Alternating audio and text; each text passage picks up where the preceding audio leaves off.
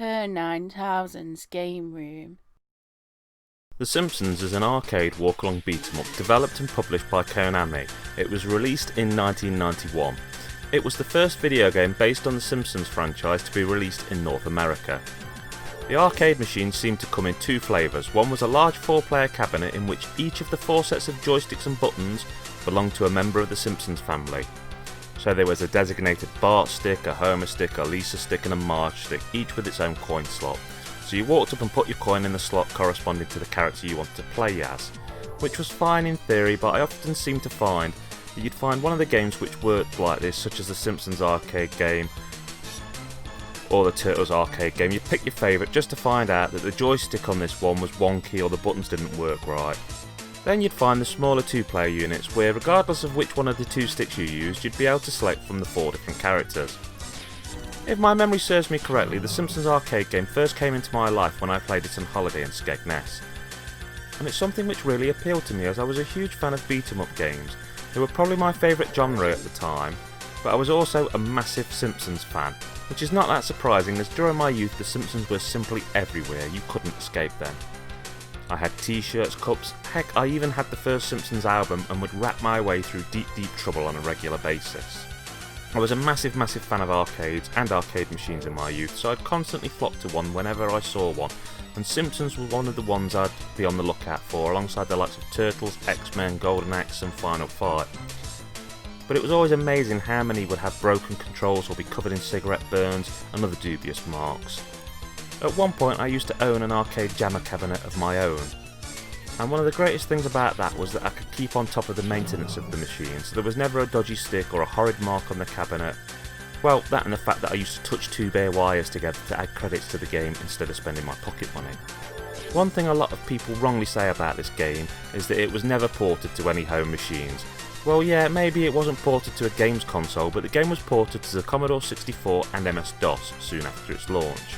And on these platforms it was called the Simpsons arcade game. To be fair though, it wasn't great on these systems, which is a shame, as I reckon they could have done a cracking port of this on something like the Super Nintendo. Okay, so the game's story is a pretty basic one, told with great cutscenes.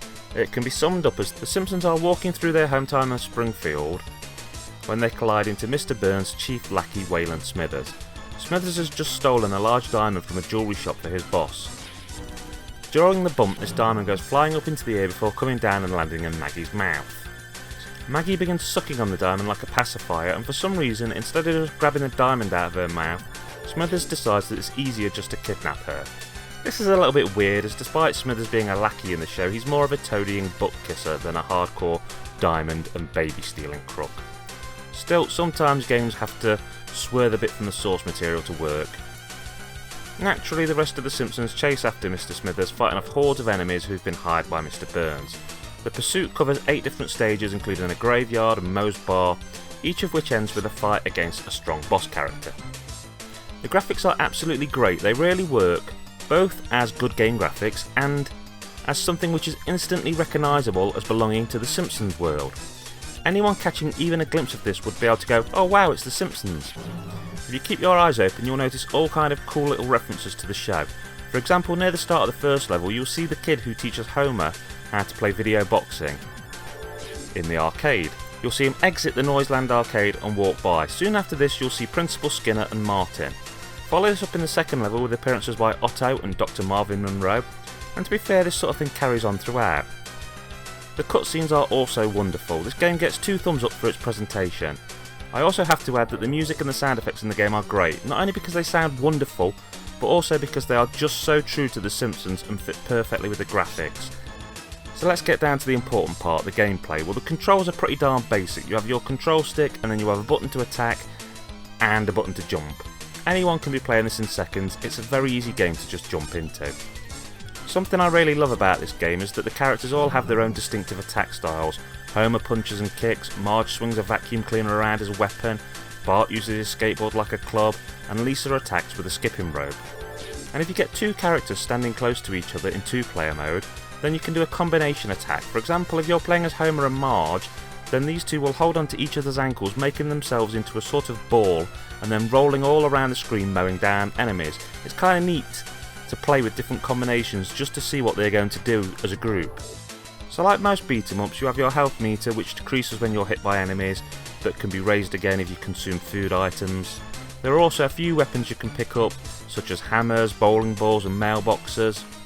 One life is lost when your health meter runs out, and if all your lives are lost, then you need to add credits to continue. There's also some effort to break up the game with 2 mini-games which are played between stages, which require players to hit their buttons as quickly as possible.